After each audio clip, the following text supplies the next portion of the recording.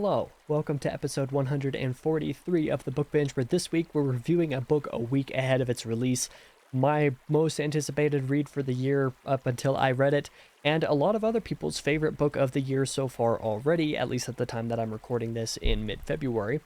Disquiet Gods by Christopher Ruocchio, book 6 of the Sun Eater, which is available for you to read now as an e-arc. If you happen to not have read that yet, you can totally read it a week ahead of time, or you could just wait until you get your physical release next week as the polished, finalized version. By polished, finalized version, I mean like this version, the version that I read, the e-arc, didn't have the final proofread done, but like nothing of the actual context or content itself actually changes. So that's the main difference there, because Baen Books, Christopher's new publisher, does this thing where they sell the e-arcs to the publisher or to the public. So you can spend $15 to get Disquiet Gods ahead of time and actually give a little bit of a bigger cut to Christopher. He gets a bigger cut from e-arc sales than from hardcover sales, as a matter of fact. So if you want to additionally support him, you can do it that way, or if you want to read the book early, you can do it that way. If you haven't already, then I'm a little bit surprised, but you know, that's just the way things go. Either way, the book comes out next week. I've read it because I picked it up as soon as the e-arc came out, which was a few days earlier than expected anyway, and I read it all in January, which was quite a bit. This book is the size of Demon in White, and I read it in about 2.5 weeks. Demon in White, when I read that, took me a month, so you know, that kind of puts into perspective how quick I read it. With all that said, let me get it out of the way. No major spoilers in this review. There will be very brief mentions or like hints at certain things that might seem somewhat spoilery to certain people because of bringing up the concepts of them or similar things that, like I said, some people might consider minor spoilers to a degree. If you're very sensitive to anything remotely resembling spoilers, especially this late in a series, then you should probably click off the video now.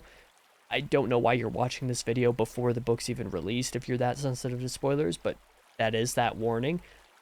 The recommendation right now is that you should read it, but I do want to get a little bit more detailed, although I will still skirt around the major spoilers like I said. So let's start off with the good of Disquiet Gods. If you're a Sun Eater fan, this isn't going to change your mind. Quite frankly, you're not going to dislike Disquiet Gods, I don't think. Additionally, if you're a big fan of Howling Dark and Demon in White, you should be prepared to really like this one because, well, it's very similar to both of those books for different reasons, which I will get into.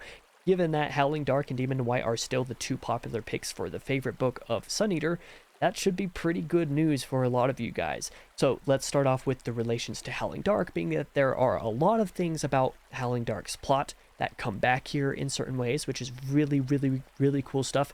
I can't really specify anything on that line of thought without spoiling everything about the book, so I'm not going to say anything more there. However, it is decided upon pretty early that that's where this book is going, so if you see it coming, it's great. In fact, actually a lot of what I anticipated for this book, what I predicted would happen in this book, was actually based off of my reread of Howling Dark and some hints that come from there and being like, that's foreshadowing and that's almost certainly coming into Disquiet Gods, and I happen to be right in certain regards, so that was also really cool. In relation to Demon in White, well, Disquiet Gods is structured very similarly to Demon in White, which is probably going to be a great thing for most people. The distinct 3 acts that are basically separate books is back within this one, so if you loved that structure, you'll love this. The first act starts political and gets into crazy action in the end of it, a sequence that might be my favorite sequence in the entire series, to be honest. The second act is, you know, starts off a little bit slower, but goes a lot more into political intrigue, does a lot more with world building and lore and a lot of crazy stuff, and I mean really crazy stuff. And the third act is basically just an entire war sequence, so there's really cool stuff here that resembles the structure of Demon White. I think people are going to love that. However, that said, while this book is basically the DNA and plot of Howling Dark within the structure of Demon in White, the first half of this book is a lot of stuff that is set up between Demon in White in the second act, Kingdoms of Death, especially in the climax, and Ashes of Man all together. So if you see what this series is building toward, particularly because of Kingdoms of Death's climax, you'll get a lot out of that in the first act of this book here. Some of the decisions made in this book are absolutely bonkers and crazy, like there's no other way to put it than just Christopher made some big swings and somehow hit, you know, grand slams with all of them. This book goes incredibly bonkers, especially where the cosmic stuff is concerned. It's just unfathomably cool, the kind of stuff that Christopher does in this book. The whole climactic sequence of the first act is absolute insanity. Like I said, I think it's my favorite moment of the entire series. It's my favorite sequence of the entire series, is the climax of Act 1 of this book. There's also some stuff that happens here around the 50% mark that is just brain-breakingly, hilariously, stupidly epic and cool and insane, and just so unexpected, and again, just absolute bonkers insanity that it's just inconceivable. Like, I'm spewing all these words out, and they're not enough to describe just how crazy certain things in this book get. Chapters 38 through 40 are just, oh man, they are something. They are genuinely something. If you haven't read the book, you have no idea. Trust me, you have no idea. I don't know what dope Ruocchio was smoking when he was writing this book, but he had to have been smoking something to get through some of this as brilliantly and convincingly as he does. Especially for a man who has made it very well known that he does not like math and thinks that math is stupid, yet he goes into crazy sci-fi concepts that are like, are you sure that you're the one who wrote this? But, that's just kind of the way things go with Sun Eaters sometimes. That said, some of those things that I've been, kind of gushing about over those last couple points could also be brought over to be the bad as well. Hadrian's powers in past books have been a sticking point for one or two readers here and there who don't really get it or find themselves unable to get a grasp on the concept, which is absolutely fair because some of the conceptual stuff that Christopher utilizes through the series is a little confusing and hard to get a grasp on just as a general rule. I'm not discounting that at all. I will say, however, unfortunately, even Hadrian's powers are like the most normal cosmic thing in this book. They're almost glossed over in some sense due to the sheer scale of everything else. The cosmic material in particular in Disquiet Gods might bother readers who didn't fully pick up on some of those things from Kingdoms of Death and Ashes of Man. I've spoken to a couple of people who did actually have sticking points with some of the decisions that Ruocchio made here because they didn't anticipate that that was the direction that he was going. I personally found that to be pretty clear moving forward, especially as I've been doing a little bit of a series reread, but if you don't see that coming when you read those two entries, then you might be bothered a tiny bit by some of the decisions in this book. Even I was really shocked and surprised by some of the decisions in Revelations. Like I said, I saw a couple of those things coming, but mostly it was just pretty crazy stuff. I thought the decisions were awesome, but there might definitely be a handful of people, depending on preferences or desires for the series moving forward, that might be a bit disappointed with this decision. There have been a few who I've seen express slight discontent with this, but that is just kind of how things go sometimes. On a completely separate note, however, I did have 3 things that I personally am inclined to include in the bad for Disquiet Gods. The first 2 of them are minor complaints that I've seen other people make comment on and of which I agree. So first off, if you've seen the cover of the book and you've read the Royal Game and Tales Volume 3, you know who this character is, but one new character in this book feels borderline underutilized and not quite independent enough. The book's long enough as it is. It would be hard to do a little bit more with the character, but there is an aspect to that that's like, yeah, I could totally see people being disappointed that there's not a little bit more there in this book.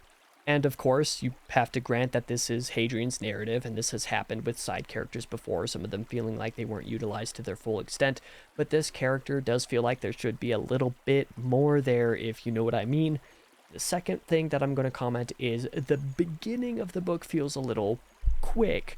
We start on Jad as a planet, and I feel like we didn't spend enough time there. There's not much more to that complaint than that. Like I said, it's a very minor complaint. It unfortunately couldn't be given the length that I would have liked in this book because the book is so long, but it was a little bit sad to see us go past that so early as we did. Finally, the third point that I will say as something that I personally had an issue with in this book, still pretty minor complaint, is that after the hugeness of the first act, the structure of the story comes very close to feeling off. I wrote about this a little bit more eloquently in my written review for Disquiet Gods on Goodreads, so you can check that out if you want a little bit more detail on this. Still spoiler-free, but a little bit more of a detailed and eloquent way of putting it. All of the Sabratha stuff in Disquiet Gods was insane, and if you know what happened there, well, in certain ways, Act 2 mostly just sets up for Act 3 of the book, but there is a little bit of exploration there in the middle of Act 2 that brings back some ideas and some concepts from basically the climax of the first act of Disquiet Gods, but for the most part, a lot of it just kind of feels like it takes a back seat. It doesn't really exist in the rest of the book in the same way. And of course, this is because that aspect will take a huge front seat in the next book, is basically the climax of the entire series, it seems like.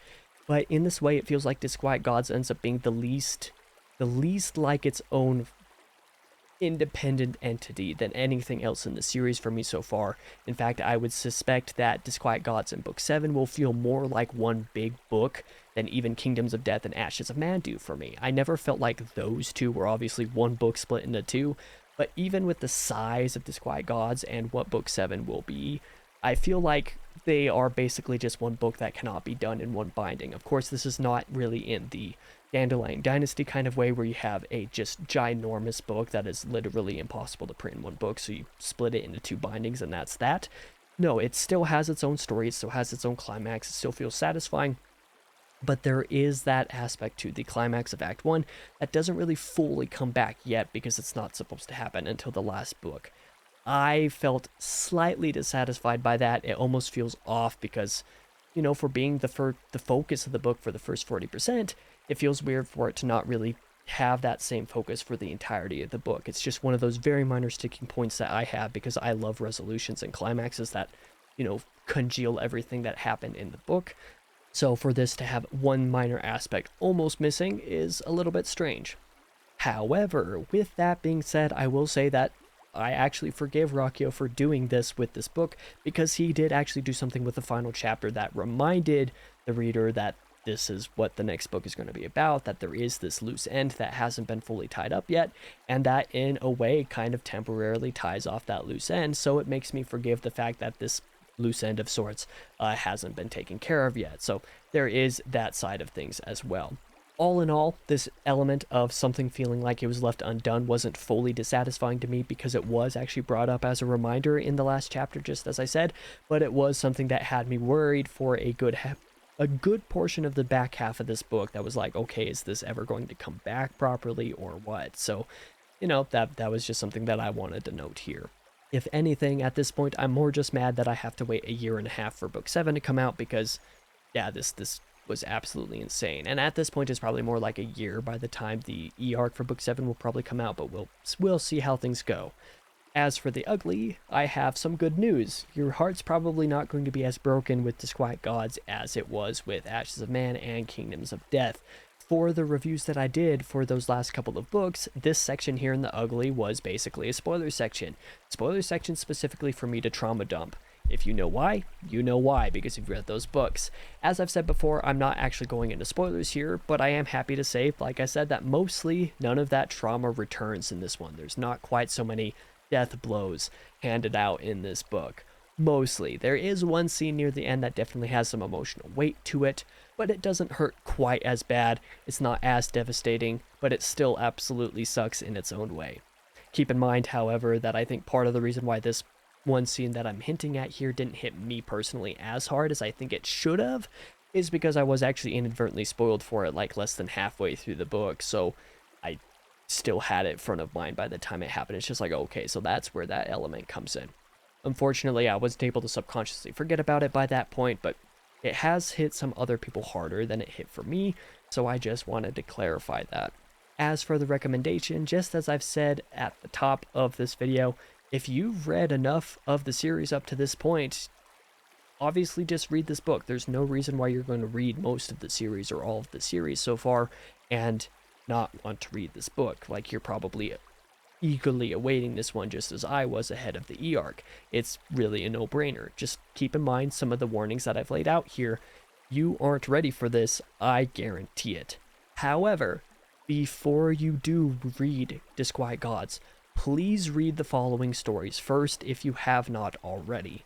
The Lesser Devil, which was Christopher's first novella in The Sun Eater. Kill the King from Tales of the Sun Eater Volume 2. The Dregs of Empire, the third novella, which is a novel in its own right. The Royal Game from Grimdark Magazine issue number 34. And after the Royal Game, specifically after the Royal Game, read Daughter of Swords from Tales of the Sun Eater Volume 3. Of course, none of these are strictly necessary, just highly recommended for one reason or another. For example, all of these stories, events, characters, whatever have you, all of these are referenced in some degree in Disquiet Gods. Some of them have direct effects on how certain events or interactions between characters play out, so ultimately I think you'll have a much deeper connection with the book with all of these stories in context. But yeah, I can't wait for the rest of you guys to read this book if you have not already. It was incredible. It's probably going to be my book of the year. If not, it's going to be very close to the top, just as Sun Eater books have been for the last couple of years so far since I started this series for the first time. Disquiet Gods continues the trend of being an absolute masterpiece because Ruocchio is a master worker. He's a master of his craft, and I think Disquiet Gods really proves that. I eagerly await book 7 and hate that it's going to be a year or potentially more until I get to read it. So, that's pretty sad times. Either way, thank you guys for watching this video. I will be back next week with another reading wrap-up and TBR video. I will see you guys in that video then.